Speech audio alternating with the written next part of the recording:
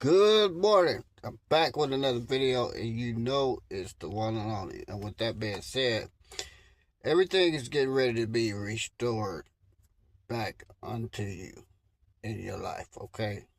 Because for the Lord Jesus Christ knows what you have been through, what you went through, and what you are going through. And with that being said, I'm going to give you point one, which goes on to say, "For I consider that the suffering of this present time are not worthy to be compared with the glory which shall be revealed in us. For the earnest,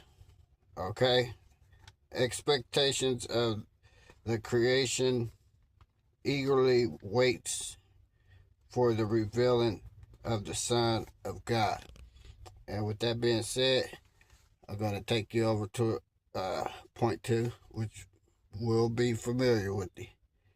"And we know that all things work together for God, to those who love God, to those who are called according to his purpose." Okay, we're going to drop down to point three. "What then shall we say to those things? If God is for us, who can be against us?" And going on to point four, "It is God who justifies. Who is he who condemns? It is Christ Jesus who died and furthermore is also risen, who is even at the right hand of God." And with that being said, guys, everything is getting ready to be restored onto you for all the things that you have been through in your life, as far as suffering and going through captivity throughout your life, with your eyes actually being closed, but now your eyes is open and you're becoming awakened to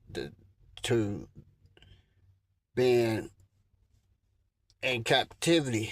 So with that being said, you're coming out of captivity, and as you're coming out of captivity, all these things that were lost and stolen from you is getting ready to be restored in Jesus' name.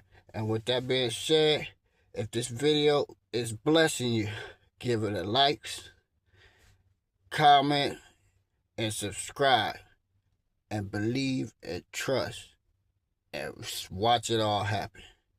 Peace.